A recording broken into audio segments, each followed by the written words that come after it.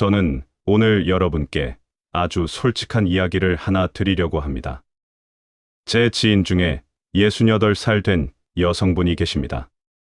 자녀가 둘인데 연락이 뜸합니다. 명절에도 바쁘다는 핑계로 얼굴 보기가 쉽지 않죠. 그런데 이분을 만날 때마다 저는 매번 같은 느낌을 받습니다. 이분, 좀 무섭다. 공포스럽다는 게 아닙니다. 함부로 건드릴 수 없는 느낌이랄까요. 자식 얘기를 꺼내도 표정 하나 변하지 않고 누가 뭘 해줘야 행복해질 것 같은 구석이 전혀 없습니다. 혼자서도 이미 충분히 꽉 차 있는 사람처럼 보이거든요. 그분이 어느 날 저한테 이런 말을 했습니다. 나는 나랑 노는 게 제일 재미있어요. 그 말이 며칠 동안 머릿속에서 떠나질 않았습니다. 나랑 노는 게 제일 재미있다니 대체 어떻게 그런 경지에 이를 수 있는 걸까요? 오늘은 바로 그 이야기를 해보려 합니다. 혼자서도 잘 노는 사람이 왜 무서운지, 그리고 어떻게 하면 우리도 그런 사람이 될 수 있는지 끝까지 함께 해주시면 분명히 오늘 하루가 달라 보이실 겁니다. 1부. 우리는 왜 혼자 있는 시간을 견디지 못할까요?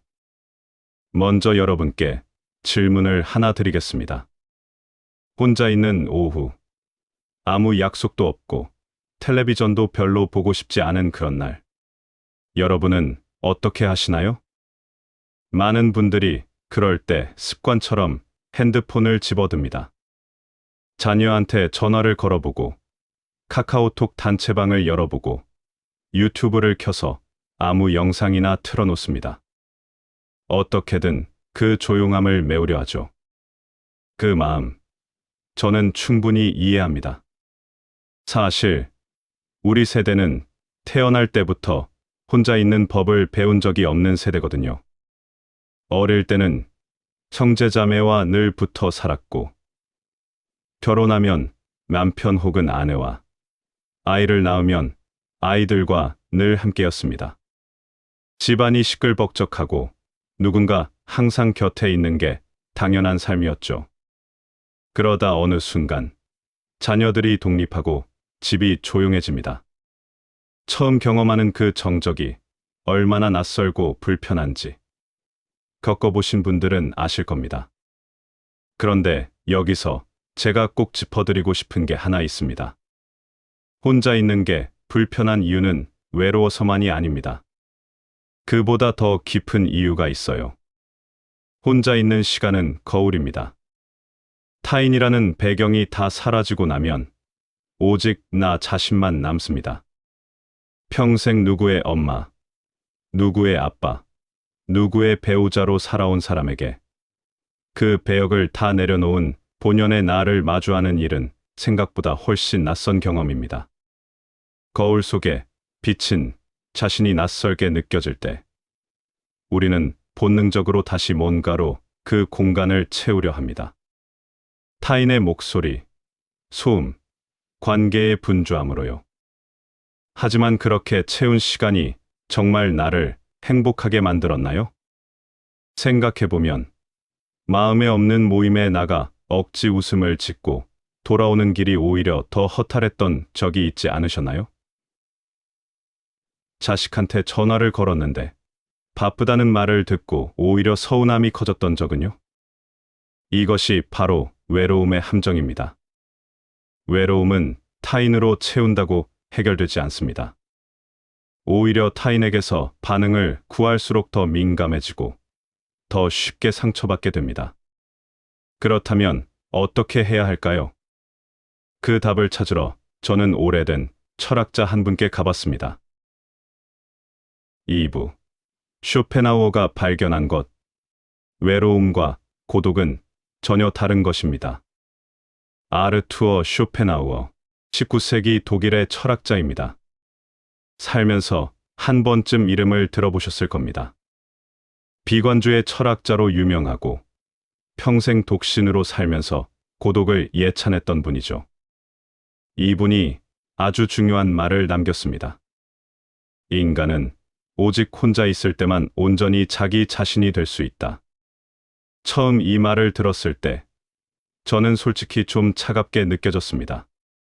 혼자 있는 게 뭐가 좋다는 거야, 했죠. 그런데 생각할수록 이 말 안에 엄청난 통찰이 담겨 있다는 걸 알게 됐습니다. 우리가 타인과 함께 있을 때 우리는 완전히 자유롭지 않습니다. 눈치를 보고 상대의 반응을 살피고 내 말이 어떻게 받아들여질지 계산합니다. 그 과정에서 진짜 내 생각, 진짜 내 감정은 조금씩 뒤로 밀려납니다. 반면 혼자 있을 때는 그럴 필요가 없습니다. 나는 그냥 나로만 있으면 됩니다. 그 상태에서만 진짜 나가 표면으로 올라오는 거죠. 쇼펜하우어는 인간의 행복을 결정짓는 요소를 3가지로 정리했습니다. 첫 번째는 그가 어떤 사람인가, 즉 내면의 힘과 인격입니다. 두 번째는 그가 무엇을 가졌는가, 즉 재산과 소유물입니다. 세 번째는 남들이 그를 어떻게 보는가, 즉 명예와 평판입니다. 그리고 그는 이 셋 중에서 첫 번째, 그가 어떤 사람인가가 나머지 2개를 합친 것보다 훨씬 중요하다고 단호하게 말했습니다. 왜일까요? 재산은 사라질 수 있습니다. 주식이 폭락할 수도 있고, 사기를 당할 수도 있고, 병원비로 다 쓸 수도 있죠. 평판은 더 허약합니다. 내가 아무것도 하지 않아도 타인의 변덕 하나에 하루아침에 무너집니다. 하지만 내면의 풍요로움, 즉 혼자서도 자기 자신과 깊이 있는 시간을 보낼 수 있는 능력은 아무도 빼앗아 갈 수 없습니다. 죽는 그 순간까지 나만의 것으로 남아있는 재산입니다. 쇼펜하우어는 이걸 정신적인 부유함이라고 불렀습니다. 정신적으로 부유한 사람은 고독 속에서도 자신의 사고력과 상상력, 호기심으로 큰 즐거움을 얻습니다. 특별한 것이 없어도 일상에서 아름다움을 발견하고 혼자 있는 시간을 기다려줄 만큼 소중히 여깁니다.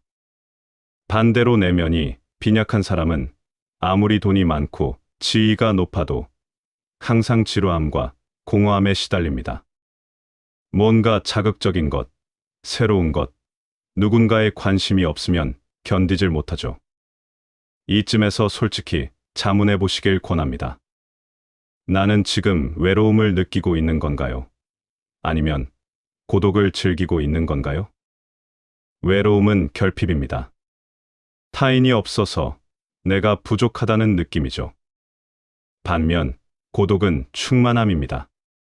타인이 없어도 내가 이미 충분하다는 느낌입니다. 같은 상황, 같은 텅 빈 오후지만 그것을 외로움으로 느끼느냐, 고독으로 즐기느냐는 완전히 다른 삶을 만들어냅니다. 그렇다면 어떻게 해야 외로움을 고독으로 바꿀 수 있을까요? 그 이야기를 하기 전에 한 가지 비유를 먼저 소개하고 싶습니다. 바로 쇼펜하우어의 고슴도치 딜레마입니다. 추운 겨울날, 고슴도치 여러 마리가 있습니다. 얼어 죽지 않으려면 서로 붙어서 온기를 나눠야 합니다. 그래서 서로에게 가까이 다가갑니다. 그런데 문제가 생깁니다.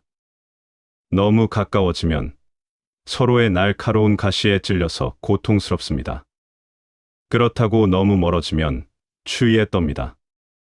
그래서 고슴도치들은 수없이 가까워졌다, 멀어졌다를 반복하면서 결국 찔리지 않을 만큼 적당히 따뜻한 거리를 찾아냅니다. 인간관계, 특히 자식과의 관계가 바로 이 고슴도치의 딜레마와 같습니다. 혼자 있는 시간을 버티지 못하는 부모는 자녀에게 지나치게 가까이 붙으려 합니다. 매일 전화하고 안 오면 섭섭하다 하고 연락이 뜸하면 서운해합니다. 그 마음이 자녀에게는 날카로운 가시처럼 느껴집니다. 죄책감이라는 가시, 부담이라는 가시로요. 결국 자녀는 그 가시를 피해 조금씩 거리를 둡니다. 부모는 더 외로워지고 더 연락을 하려 하고 자녀는 더 멀어지는 악순환이 생겨나죠. 반면 내 안에 이미 온기가 있는 부모는 다릅니다.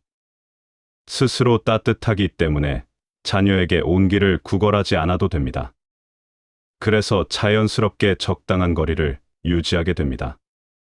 그 여유로운 거리가 역설적으로 자녀를 더 자주, 더 기꺼이 곁으로 불러옵니다. 결국 자녀와의 관계를 좋게 만드는 가장 확실한 방법은 자녀가 아니라 나 자신을 먼저 채우는 것입니다. 3부. 독립적인 부모가 자식에게 더 무서운 존재가 되는 이유. 이제 오프닝에서 드린 질문으로 돌아가 보겠습니다. 혼자서도 잘 노는 사람이 왜 무서울까요? 제가 말하는 무섭다는 건 공포스럽다는 뜻이 아닙니다.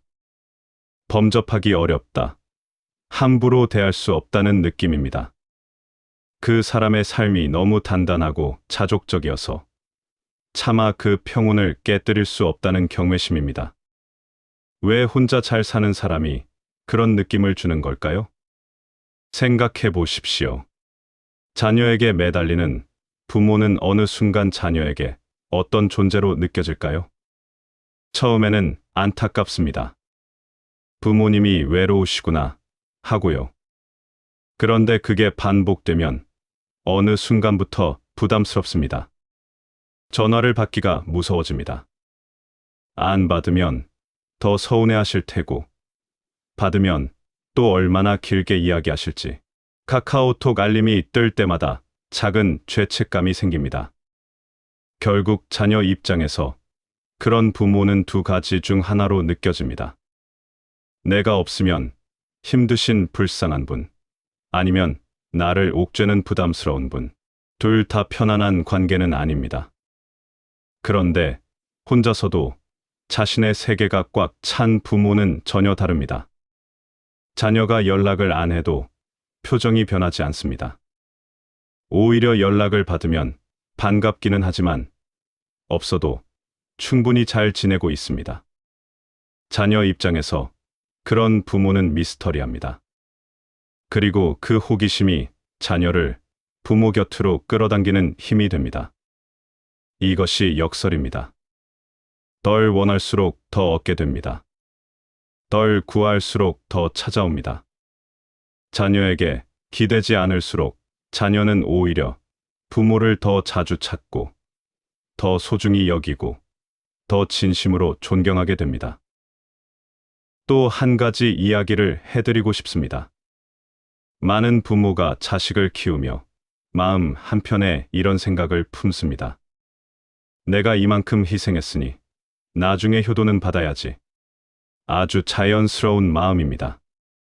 청춘을 바치고 돈을 쏟아부었으니 나중에 무언가 돌아와야 한다는 보상심리죠. 그런데 이 마음이 있는 한 부모는 자식에게서 자유로울 수 없습니다. 자식이 기대만큼 안 해줄 때마다 서운해지고, 그 서운함을 표현할 때마다 관계는 조금씩 삐걱댑니다. 고독의 미학을 아는 부모는 이 투자자의 자리를 과감히 내려놓습니다. 그들은 자식의 인생을 멀리서 바라보는 우아한 관찰자가 됩니다. 자식이 잘 되면 그저 기뻐합니다. 자식이 힘들어하면 조용히 기도합니다. 개입하거나 통제하려 들지 않습니다. 내가 나 자신으로 이미 충분히 행복하기 때문에 자식의 성취에 내 행복을 걸지 않아도 됩니다. 그 초연함이 자식에게는 가장 강렬한 가르침이 됩니다. 부모가 자신에게 기대지 않는다는 걸 깨닫는 순간, 자식은 비로소 자기 인생을 스스로 책임지는 법을 배웁니다. 마지막으로 한 가지만 더 말씀드릴게요. 우리는 자식에게 뭔가를 가르치고 싶을 때 말을 합니다. 잔소리를 하고 조언을 주고 경험을 전달하려 합니다. 그런데 자식이 부모에게서 정말 배우는 것은 말이 아닙니다. 자식은 부모가 살아가는 모습, 그 태도 자체를 흡수합니다. 혼자 있는 시간을 우아하게 보내는 부모의 뒷모습은 수천 마디 훈계보다 훨씬 깊은 메시지를 전달합니다. 이 인생은 혼자 가는 길이지만 그 길은 결코 슬프지 않고 오히려 아름다울 수 있다는 걸 몸으로 보여주는 거니까요. 자식이 사회생활에 지쳐 집에 돌아왔을 때 부모가 고요히 책을 읽거나 차를 마시며 평온한 기운을 내뿜고 있다면 그 공간 자체가 자식에게 치유의 장소가 됩니다.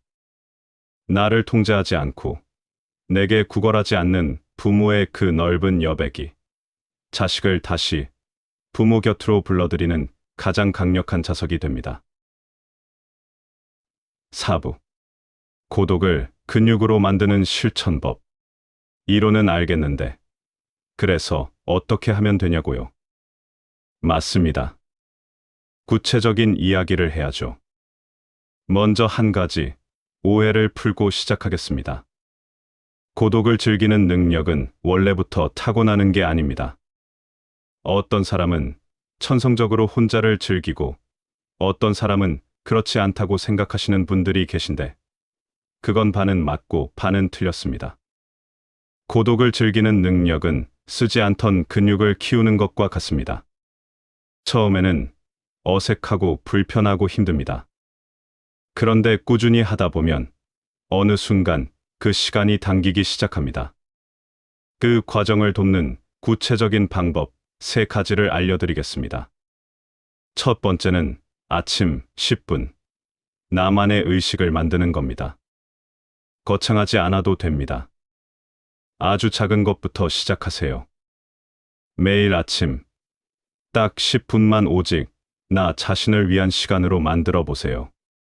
정갈한 찻잔을 꺼내서 차를 우려내고 그 향기가 코끝을 스치는 순간에 집중해 보세요. 창밖을 바라보며 오늘 날씨를 느껴보세요. 새 소리가 들리면 잠깐 멈추고 들어보세요. 이 시간에는 핸드폰을 보지 마세요. 뉴스도 보지 말고요.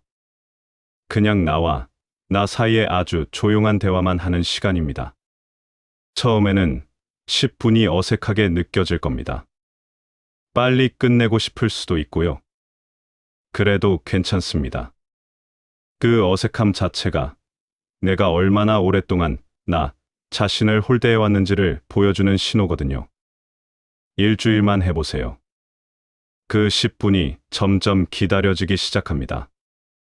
그게 바로 고독 근육이 생기기 시작했다는 증거입니다. 그리고 한 가지 더, 나 자신을 위해 작은 대접을 해주세요. 예쁜 그릇에 밥을 담아 먹고, 나 혼자라도 좋아하는 반찬을 한 가지 더 챙겨 먹고, 오늘 기분이 좋으면 좋아하는 옷을 꺼내 입어보세요. 이런 작은 행동 하나하나가 내 안의 자아에게 너는 여전히 소중하고 대접받을 가치가 있는 사람이야 라고 속삭이는 사랑 고백입니다. 두 번째는 관찰하는 산책입니다. 산책을 안 하시는 분은 없으실 겁니다. 그런데 많은 분들이 산책할 때 만보 숫자만 봅니다. 몇 보 걸었나? 얼마나 더 가야 하나? 오늘은 조금 다르게 걸어보세요. 길가에 핀 꽃을 보면 잠깐 멈춰보세요. 이름을 몰라도 됩니다. 그냥 어제와 뭐가 다른지 한번 들여다보세요.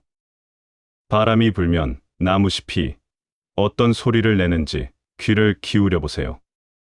구름 모양을 보며 혼자서 이야기를 만들어 보세요. 지나가는 사람들의 표정을 슬쩍 봐도 좋습니다. 저 사람은 오늘 기분이 좋아 보이는데 왜일까? 저 노부부는 어디를 가는 걸까? 하고 상상해 보는 거죠. 이런 소소한 지적 유의가 내면을 엄청나게 풍요롭게 만들어줍니다. 쇼펜하우어는 이렇게 말했습니다.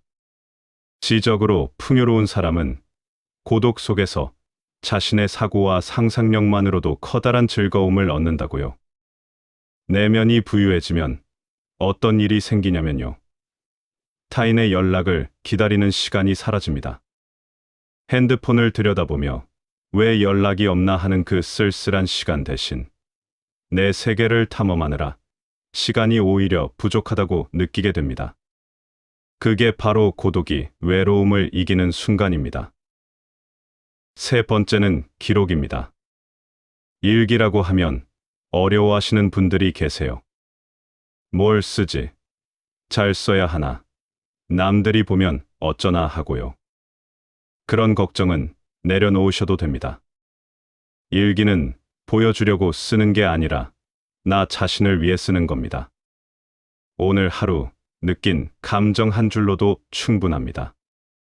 오늘 자녀한테서 연락이 없었는데 예전보다는 덜 신경 쓰였다.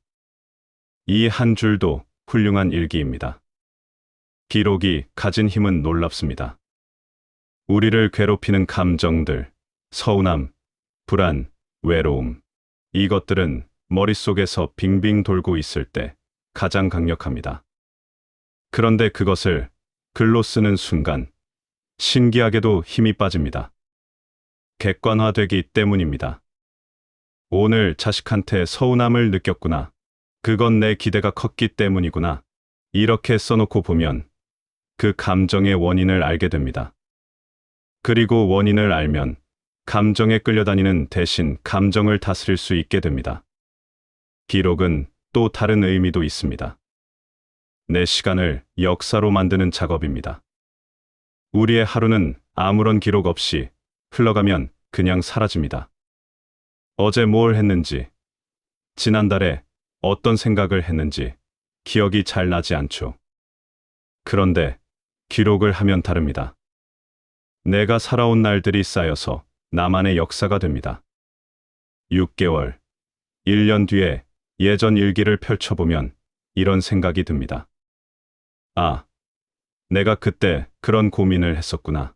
근데 지금 보니 별거 아니었네. 그 경험이 지금 이 순간의 불안도 결국 지나갈 거라는 확신을 줍니다. 혹시 어디서부터 시작할지 막막하신 분들을 위해 아주 간단한 주간 루틴을 제안해 드릴게요. 월요일과 수요일에는 관찰 일기를 써보세요. 오늘 산책하면서 눈에 띈 것, 머릿속에 떠오른 생각 한두 줄이면 됩니다. 화요일과 목요일에는 30분 관찰 산책을 해보세요. 만보보다 관찰에 집중하는 산책입니다. 금요일에는 나를 위한 일인 밥상을 차려보세요. 좋아하는 반찬 하나라도 더해서요. 주말에는 책 한 챕터나 모르는 동네 한 곳을 탐방해보세요. 이게 전부입니다. 부담스럽지 않죠? 이 작은 루틴이 한 달, 2달 쌓이면 여러분의 내면이 눈에 띄게 달라져 있을 겁니다. 5부. 지금 이 순간, 당신 자신에게 돌아오세요. 오늘 이야기를 마무리하면서 한 가지만 부탁드리고 싶습니다. 지금까지 살아오시면서 정말 많이 수고하셨습니다. 누군가의 엄마로, 누군가의 아빠로, 가족을 위해 자신을 뒤로 미루며 달려오셨습니다. 그 헌신이 얼마나 소중하고 아름다운 것인지 저는 알고 있습니다. 그런데 이제는 달려도 됩니다. 오직 나를 위해서요. 자녀에게 거는 기대를 조금 내려놓으세요. 그 기대가 클수록 관계가 무거워집니다. 대신 그 에너지를 나 자신에게로 돌려보세요. 내가 무엇을 좋아하는지, 내가 어떤 시간에 가장 살아있는 느낌이 드는지, 천천히 나를 다시 발견해가는 시간을 가져보세요. 혼자 있는 시간을 더 이상 견뎌야 할 시간으로 여기지 마세요. 그 시간은 여러분이 가장 솔직하게 자기 자신과 마주하는 세상에서 가장 소중한 시간입니다. 그 시간 속에서 여러분만의 고유한 빛을 찾아보세요. 타인의 반응이 없어도 스스로를 칭찬할 줄 알고, 자식이 연락을 안 해도 오늘 하루를 축복할 줄 아는 사람. 그런 사람이 바로 주변 모두에게 무서운 존재가 됩니다. 범접하기 어렵고, 함부로 대할 수 없고, 저절로 존경이 생기는 그런 존재 말입니다. 저는 오늘 영상이 여러분께 작은 씨앗이 되기를 바랍니다. 고독이 외로움의 침식이 아니라 평온한 충만함으로 느껴지는 그 날이 여러분 모두에게 오기를 진심으로 응원합니다. 당신의 오늘이 혼자여서 더 찬란하기를, 당신의 내일이 고독해서 더 우아하기를 바랍니다. 오늘 긴 이야기 끝까지 함께 해주셔서 진심으로 감사합니다. 이 영상이 도움이 되셨다면 좋아요 한번 눌러주시고 비슷한 고민을 가진 주변 분들께 공유해 주시면 정말 큰 힘이 됩니다. 댓글로 여러분의 이야기도 들려주세요. 혼자 있는 시간을 어떻게 보내시는지, 어떤 방법이 가장 도움이 됐는지, 여러분의 이야기를 읽는 것이 저에게 가장 큰 기쁨입니다. 다음 영상에서 또 찾아오겠습니다. 오늘도 고독하고, 그래서 더 아름다운 하루 보내세요.